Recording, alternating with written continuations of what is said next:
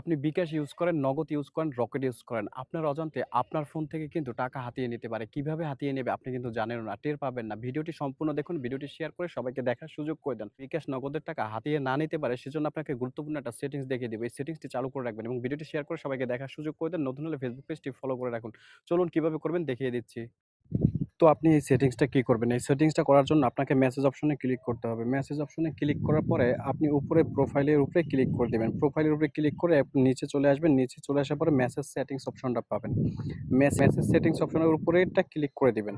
উপরেরটা ক্লিক করে একদম নিচে চলে আসবেন। নিচে চলে আসার পরে আপনি দেখতে পারবেন, তো সেটিংসে চলে আসার পর একদম নিচে চলে যাবেন। নিচে চলে আসার পর এখানে প্রোটেক্ট সেফটি, এই সেফটির উপরে ক্লিক করবেন।